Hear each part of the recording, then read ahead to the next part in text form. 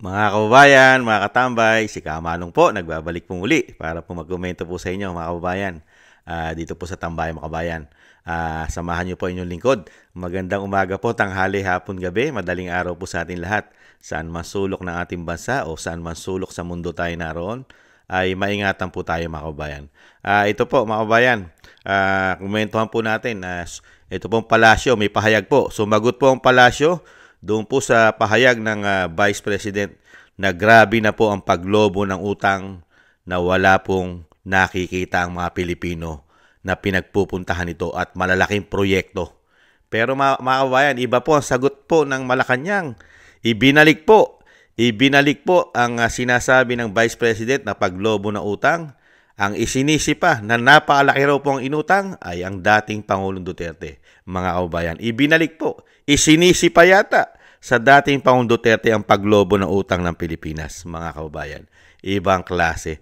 Pakinggan po natin ang Malacanang sa pangunguna po ng tinatawag pong garbage in, garbage out ng Vice President. Ibang klase. At tingnan po natin kung ano po achievement ng Pangulong Marcos sa napakalaki niyang inutang. Ano kaya ikumpara mo kay dating Pangulong Duterte? Pakinggan po natin ang pahayag ng sinasabi ni Vice President na garbage in, garbage out. Ito po. May kasabihan nga tayo, ang hindi marunong tumingin sa pinanggalingan, hindi talaga malalaman ang katotohanan. Okay, ang tandaan po natin, ang utang na 16 trillion ay kabuuang utang ng gobyerno simula pa noong mga nakaraang administrasyon. At tatandaan din po natin ng ang administrasyon ni dating Pangulong Duterte ang naitalang may pinakamataas na naging utang na umabot ng 12.79 trillion as of June 2022. At solong utang po ng administrasyong Duterte ay umaabot po sa 6.84 trillion as of June 2022 at nagkaroon ng increase ng 115.1% sa pagkakautang. Sa ngayon po, pinipilit ng gobyerno ng ating pamahalaan na maiwasan po na makapag-utang at ninanais din po ng Pangulo at hinihiling na palakasin pa po natin ang ating ekonomiya at of course, ang pagbabayad ng tamang buwis para po maiwasan na natin ang pag-utang ng malaki at although ang gusto ng Pangulo ay talagang paangatin po ang ekonomiya at tugunan ang lahat ng pangangailangan ng ating taong bayan. Sa totoo lang po, may mga krisis na nangyayari, hindi po maiiwasan ang kailanganin ng pondo. Ang sabi po ni dating Vice Presidente, hindi daw po niya nakikita. Sa kanyang talumpati sa Australia, binanggit niya po na mayroong balita patungkol sa magagandang nangyayari sa ekonomiya. Pero sabi niya, yun ay sa papel lang. It means, inamin niya na mayroong papel, may resibo, may patunay na maganda at gumaganda ang ekonomiya. Hindi ito chismis. Ano hindi ba ito yan? paninira lamang dahil may papel siyang inamin. Ganon? Hindi ba niya po nakikita ang dulot na naibibigay, tulong ng Buka Centers, Nako po. ang paglaki ng PhilHealth coverage, Nako po. ang murang bigas, Nako po. ang 3+1 promo ng LRT, MRT, Ganon? ang fuel subsidies na ibibigay, Grabe. at marami pang iba. Nakakalungkot po. Mahirap po talaga. Mahirap turuan ang walang alam at walang balak umalam. Mahirap din buksan ang mata ng bulag at nagbubulag-bulagan. Lahat po ng sinabi ng tinatawag ng Vice President na garbage in, garbage out ng Malacanang, puro po patama sa kanila. Lahat po puro patama sa kanila, mga tambay. Di po ba? Talagang pinagpipilitan po nila na paganda ekonomiya rin ng bansa. World Bank na nga nagsabi, hanggang 2027, hindi gaganda ekonomiya ng bansa. Hindi gaganda ekonomiya ng Pilipinas. At ito po ay magdudulot pa ng talagang grabe. Hanggang ang nakikita ng World Bank dito, di ba? Hanggang 2027 pa nga ang pagsadsad ng Pilipinas. Mga kababayan, grabe, no? Talagang totoo yung sinasabi ng Vice President. Dinadala niya ro sa utang ng administrasyon ni dating Pangulong Duterte. Ano po ba ang mga nagawa ni dating Pangulong Duterte? Samantalang kayo, ang sasabihin mo lang yung mga tulong. Saan yung mga naidagdag na utang? Di po ba? 16 trillion na kamo ang utang ng Pilipinas mahigit. At sinasabi mo na pinakamalaki na utang ang dating Pangulong Duterte na 7 trillion. Nasaan naman yung mahigit kulang 5 trillion na nautang? Yung mahigit 4 o hanggang 5 trillion. Hindi bababa sa 5 trillion ang nautang naman ng administrasyon ng binagoong Pilipinas. Ano ang mga proyekto nito? Ano mga proyekto? Sige nga. Tapos ipagmamalaki yung subsidy. Yun yung mga proyekto ng administrasyon. Yung 20 pesos na murang bigas. At yung tulong sa LRT. At yung PhilHealth na pinagmamalaki. Yung pinalaki ang coverage ng PhilHealth, ng health system. Pero kinuhanan ito ng pera na hindi bababa sa 60 billion. At grabe din ang subsidy. 0 ang subsidy ng PhilHealth. Di po ba? Ano ang mga programa, proyekto? Para sabihin mo na ang Vice President ay walang alam at ayaw alamin. Wala ngang makita para malaman Hindi nga makita ng Vice President kung ano mga proyektong malalaki ng administrasyon ng binagoong Pilipinas. Bagkus ang nakita ng Vice President, malalaking korupsyon. Ubod ng lalaking korupsyon, lalo nung ginagawa nila ang pondo sa House of Representatives. Di po ba? 2 tao ang kumukontrol ng pera ni Juan de la Cruz. Pera ng taxpayer. 2 tao lang noong panahon niya. At grabe silang kumuha ng pera daw. At maglagay na extraordinary na pera. Billion. Pati ang First Lady ay pinangalanan ng Vice President na kumukolekta rin ng pera ng taong bayan. Hindi po ba? Yung po ba? Ano po programa? Nung mga nakaraan taon, nagsona. Ibinida ng Pangulong Marcos ang 5,500 flood control. Bakit ngayon hindi mo na binibida? Yung programa, yung proyektong natapos na. 5,500 flood control. USEC, nasaan na yun? Ba't hindi mo binibida? Di po ba? Hindi katulad ni dating Pangulong Duterte, napakalaki nga. Sinasabi mong malaki ang inutang ng dating Pangulong Duterte. Nakita mo ba ang mga programa? Ano po ba ang mga programa? Isang dabokal. Build. Buong bansa. Di po ba? At ang isa pa, kaya nakautang din ang Pilipinas ng malaki dahil may pandemya. May pandemic. At may Marawi surge pa. Di po ba nagkaroon ng gyera sa Marawi? Di po ba na kailangan lutasin? Ano yung libre? Di po ba? At ang napakalaki nating inutang ay pandemya. Wala tayong gamot. Hindi libre ang gamot. Wala tayong naimbentong gamot. Kailangan natin bumili ng gamot sa mahigit 100 milyon Pilipino na dapat saksakan. Di po ba? At napakarami natin ginastos sa pandemya. Di po ba? PPE lang, mga mask, mga gamit ng mga frontliner natin, mga doktor, mga nurses, at marami pang nasa gobyerno na tumutulong nung panahon ng COVID. Di po ba? Ubod ng laki ng gastos natin sa COVID para lang hindi ka mamatay. Isa ka dyan. Isa si Yusek sa nakinabang sa inutang ni dating Pangulong Duterte sa COVID-19. At nakinabang din ang Pangulong Marcos. Nasaksakan din ang gamot yan. Hindi po ba? Lahat ngayon ang bumabati ko sa Vice President, kasamang nakinabang sa inutang ng dating Pangulong Duterte nung COVID-19. Lalong-lalo po sa baksin. Hindi libre yan. Hindi po ba? Unang-unang mga nakinabang ang mga politiko, yung mga tumutuliksa, at yung mga nagkidnap. Yung nagkidnap kay dating Pangulong Duterte, yan ang lumalabas sa findings ng investigasyon. Lahat sila nakinabang sa inutang sa baksin para iturok sa kanila nang hindi sila mamatay. Di po ba? Sa katunayan, buhay sila eh. Kaya nga nakidnap pa nila si dating Pangulong Duterte na ipatapon sa dahig.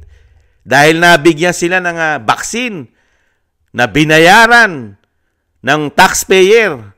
Di po ba? Dahil ito'y inutang. Buti nga marami nagpautang sa atin. Dahil sa galing ng dating Pangulong Duterte, nagtiwala sa atin, binigyan tayo ng kailangan natin. Kaya nga sa katunayan ng COVID-19, pinakamababa sa kasaysayan ng mundo ang Pilipinas na mahirap na bansa, nakakaunti ang namatay.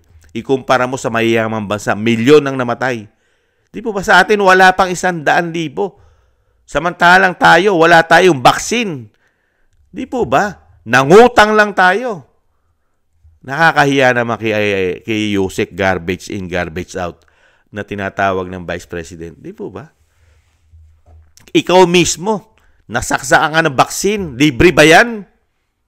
Libre? Ilang beses ka sinaksakan, kaya ka nga buhay at bumabatikos ngayon. At galit na galit ka pa sa mga Duterte. Samantalang ikaw nakinabang ka sa ginawang talino, galing ng dating Pangulong Duterte para tayo pagkatiwalaan, bigyan ng mga bakuna. Di po ba? Attorney Claire, una ka nakinabang din.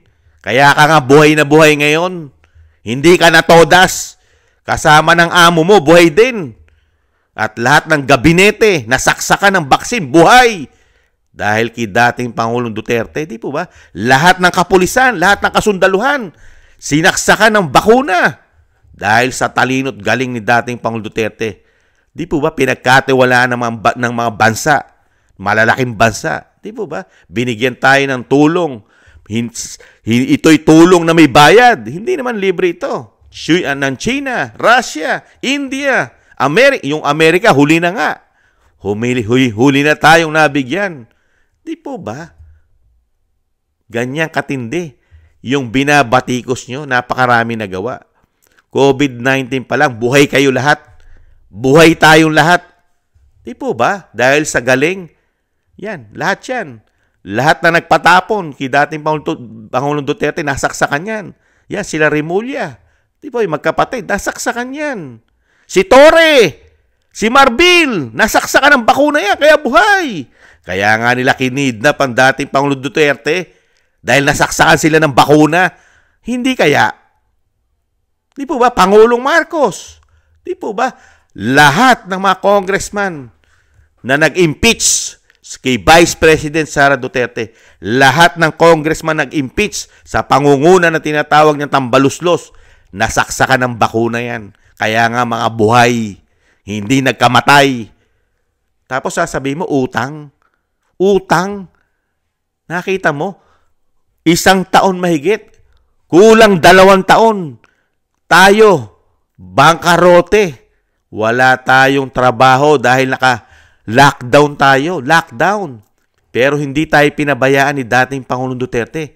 Sa kabila na hindi nagpapangsyon ng ating bansa, wala tayong trabaho. Dahil nga pandemya, ano ginawa? Di po ba? Nangutang tayo para ibigay sa mahigit 100 milyong Pilipino na naka-lockdown. Buong bansa. Sige nga. Nakita mo yun? Buhay ka. Binigyan ka ng buhay. Dinugtungan ng buhay mo. Dahil binigyan ka ng dating Pangulong Duterte ng napakagaling na utak para tayo makapag-produce ng vaccine. Tapos binigyan pa tayo ng dagdag na pakinabang dahil tayo walang trabaho. Mayroon pa rin ayuda. Ilang beses. Di po ba? Hindi tayo nagkamatay sa gutom. Di po ba? Tapos ngayon, kinukutya nyo. Pati sa social media. Kung banata, napakarami raw ng utang. Samantalang sila, buhay. Kaya nga sila bumabatikos ngayon dahil nga nasaksakan sila ng bakuna, buhay na buhay sila. Di po ba? Mga walang utang na loob yung mga yan eh. Yang ganyang klaseng tao, ang mga walang utang na loob na hindi marunong tumanaw. Di ba? Yan, katulad po yung sinasabi ni Atty. Claire. Isa siya dyan na hindi marunong lumingon sa pinanggalingan sa ginawa ni dating Pangulong Duterte. Lahat sila. Hindi sila marunong lumingon sa ginawang kabutihan, kagalingan sa panunungkulan ni dating Pangulong Duterte. Lahat sila'y buhay dahil sa baksin na ginawa ni dating Pangulong Duterte. Napakagaling. Di po ba? Kaya nga nakita nyo po, mga hindi marunong lumingon. Di po ba? Hindi marunong tumanaw ng utang na loob sa galing ng isang dating Pangulong Duterte. Ipinatapon pa sa ibang bansa yung napakagaling na presidente na binuhay sila lahat. Kung ang presidente lang natin ay si Pangulong Marcos nung pandemya, patay tayo lahat. Ubos tayo. Sino magtitiwala sa atin para bigyan tayo ng gamot? Inaaway niya. Di po ba? Sige nga. Ang bansang Amerika, bibigyan tayo ng tulong na mabilis? Hindi. Dahil may batas ang Amerika. Lalo-lalo pagka pandemya, uunahin muna nila ang kanilang syudad, ang kanilang bansa, ang kanilang state. Uunahin muna na isalba bago sila mag-produce para ikaw ibigyan ng mga bakuna. Hindi po ba? Batas nila yan. Kung hindi nagkakamali si Kamanong, hindi po ba? Patay tayo lahat. Ubus tayo. Kung ang naging presidente si Pangulong Marcos ng pandemya, mga kababayan, malaking porsyento, ubos tayo. Di po ba? Kaya nga itong mga tao na ito, mga walang hiya ito, di umano. Di po ba? Mga taksil, mga hudas ito, di umano. Mga walang utang na loob, hindi marunong tumingin, hindi marunong gumalang, tumanaw ng utang na loob sa ginawa ng dating Pangulong Duterte. Tapos sasabihin mo, marami inutang. Ni hindi mo mala sinabi kung saan ginamit ang inutang ng dating Pangulong Duterte. Eh kitang-kita ng mga Pilipino kung saan ginamit. Isang damukal na build. Isang damukal na napagawa ng airport. Binebenta pa nga ninyo yung airport na pinagawa ng build. Di po ba? Yung mga pinagawa, ibinebenta para maging private. Hindi po ba? Ginawa ng pondo ng taong bayan. Tapos yung kasama yung utang, kaya nga ng utang para maparami ang airport. Pati nga Bicol, nalagyan ng magandang airport international. Binabatikos din yan ng isang dating vice president, di ba? Ang dating Pangulong Duterte. Pero hindi siya namulitika. Nilagyan niya pa rin kasama sa build na lagyan ng airport, international airport, ang Bicol. Hindi po ba? At isang damukal na mga karsadahan. Di po ba? Mga pantalan. Di po ba? Pati nga ang Boracay. Ang Ilog Pasig nalinis. Ano yan? Libre? Di po ba nakita mo yung mga inutang? Apakaganda ng pagbabago. Pati ang Manila Bay na dating taian. Nalinis. Ngayon, tourist spot.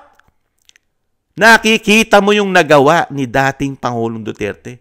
Kahit ikaw ay nangutang, yung pandemya, yung Marawi, yung giyera sa Marawi, yung COVID-19, at isang damukal na build.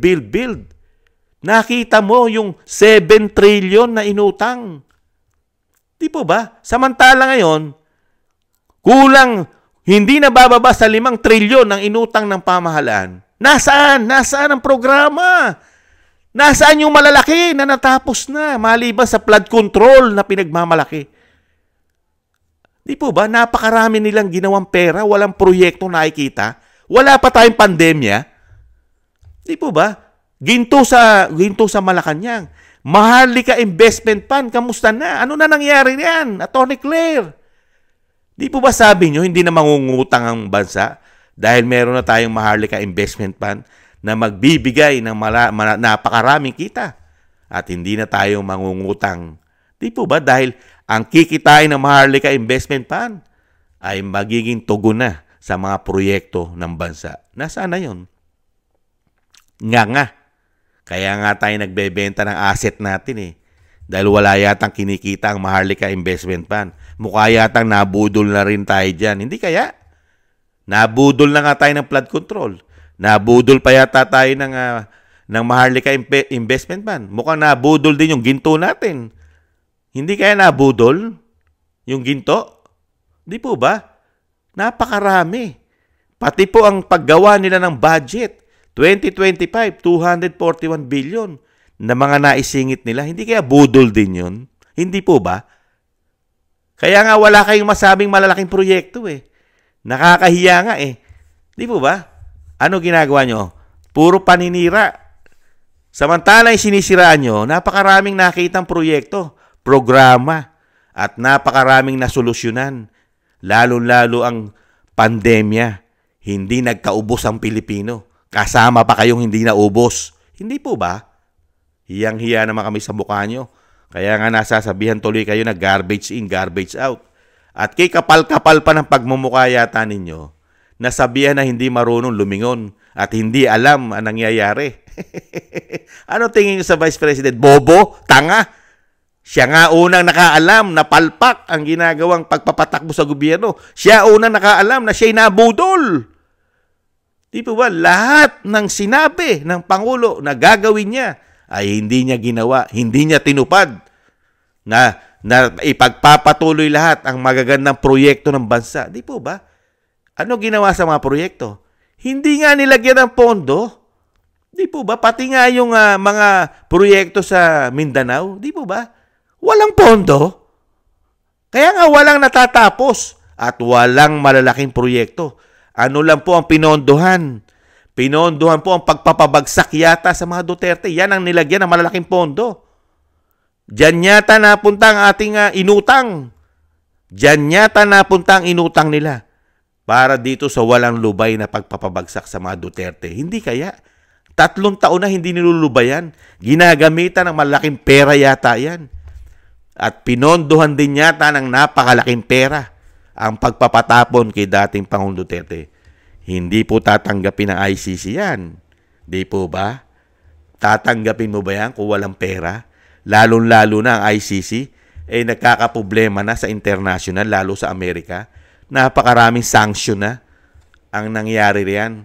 Naka-freeze na ang kanilang kaperahan. Di po ba? Tatanggapin ba na ICC yan kung walang pera yan? Di po ba? Bobo na lang ang maniniwala sa mga tao na ito. Kaya nga po nangyayari, sa gada batikos nila sa pamilya Duterte, sa pagpapabagsak nila sa pamilya Duterte, at lalo-lalo sa pagbatikos kay BP Sara at kay dating Pangulong Duterte, sila po ang bumabaho ng bumabaho, mga kabayan.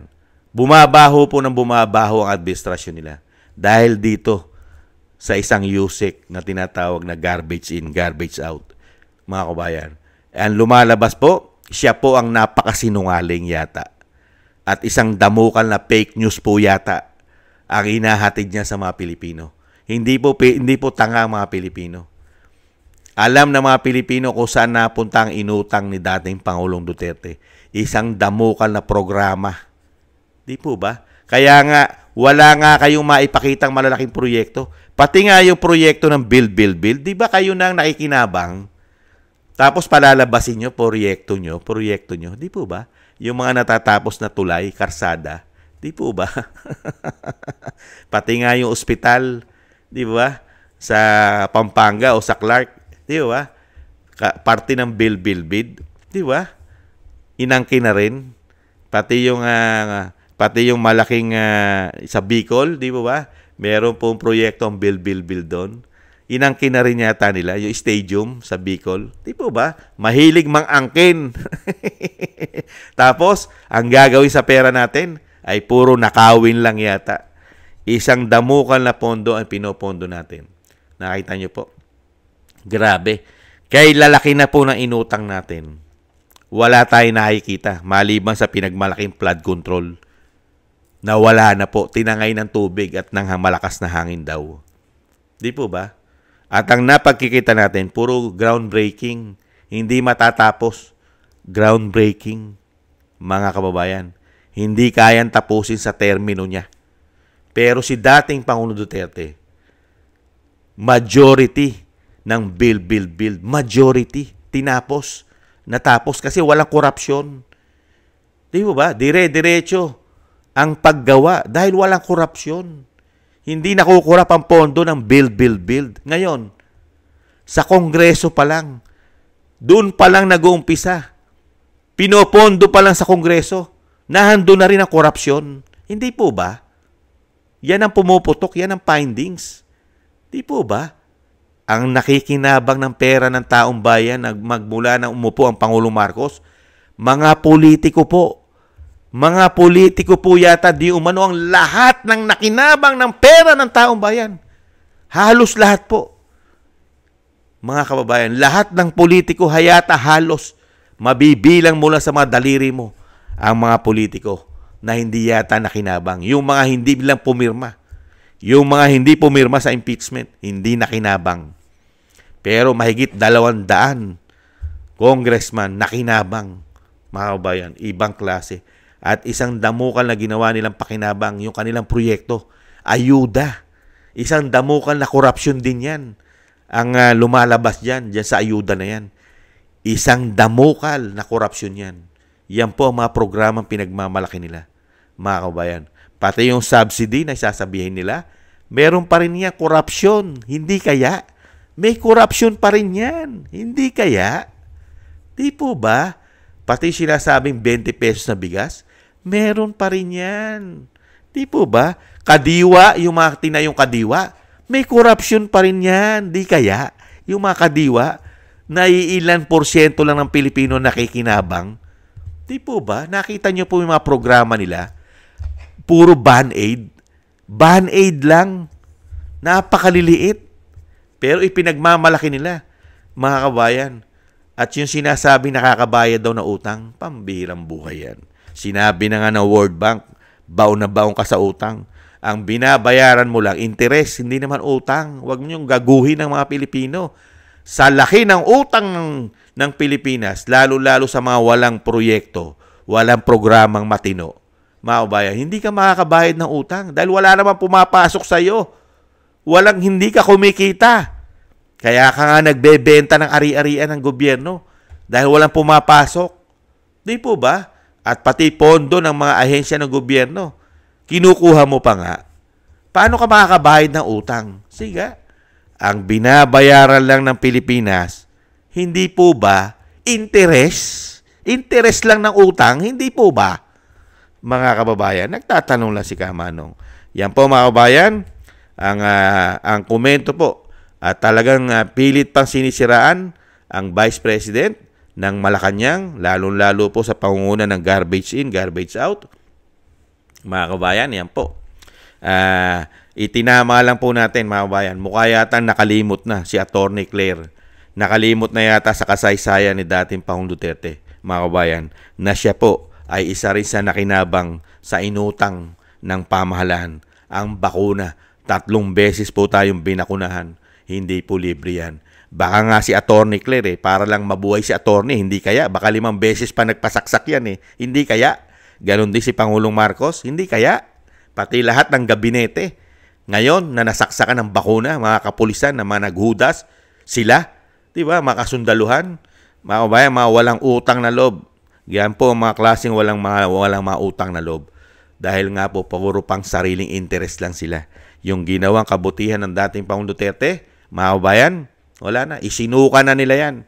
Ang ipinalit nila, galit, pamumulitika. Dahil nga sa sinasabi ng Vice President, ang pagiging bangag, lasing sa kapangyarihan na ayaw na nilang mawala sa kanila. Yan. Kaya yung lahat ng magandang ginawa ng dating Pangulong Duterte, talagang isusuka nila yan dahil nga puro sa kapangyarihan at pera at may bonus pa raw na pulburon, mga kababayan. Yan po mga kababayan, maraming salamat po sa mga nagusto po ng Tambayang Makabayan sa YouTube at TikTok. At ganoon din po sa mga nagko-comment, like, share, and subscribe. Maraming salamat po sa ating po mga subscribers. Thank you po mga kabayan. Mabuhay po kayo. Maraming salamat po. At syempre po, bago po natin pasalamatan ng mga nagbibigay po ng biyaya at tulong, nagpapa-shoutout po. Shoutout daw po si Tessie Litorco. Shoutout sa iyo, Tessie Litorco ng Canada. Mabuhay po kayo. Ingat-ingat po kayo dyan sa Canada, kabayan. Shoutout po sa inyo. At syempre po, shoutout din po sa mga nagbibigay din po ng tulong at biyaya po sa inyong lingkod. Shoutout po, thank you po, Norma Garcia Michelle Yamaguchi Vlog, Rosalina RK, Team 888, Wills Bubbles 5697, si Arpel Villacorta, Teodorico Erguisa Jr., si Annie Jo, si Phil Am, Jovelyn Watanabe ng Japan, si Jem Aris ng United Arab Emirates, Baby Roman, Ate Isa ng Cagayan, Julieta Silona ng Sydney, Australia, Gina Ray Solidides ng Berlin, Germany, si Jake Yahut 4531 ng Maisog, California, USA, si Eric Hershio ng Canada, at si Kingston 123 ng Hong Kong. Maraming salamat po sa inyo mga kabayan sa mga tulong at biyaya na pinagkakaloob nyo po. Mabuhay po kayo at ingatan po kayo sa inyong mga paggawa, mga kababayan. At syempre po, bago po tayo magtapos, yung dasal at panalangin po, isama po natin ang ating dating Pangulong Duterte at ang Vice President at ang pamilya Duterte na sila po'y maingatan. At lalong-lalo po ang ating dating Pangulong Duterte na madugtungan po sana ang kanyang buhay, lakas at kalusugan, mga katambay. At makabalik po sa lalong mabilis sa ating bansa. At muli po mga katambay, magpapaalam po munang muli ang inyong lingkod. Maraming salamat po. Doble-doble ingat po tayo mga kabayan. At syempre po, wag po tayong maniniwala sa fake news. At wag po tayong maniniwala sa mga taong walang utang na loob, mga kabayan. Thank you po. Paalam. Bye-bye.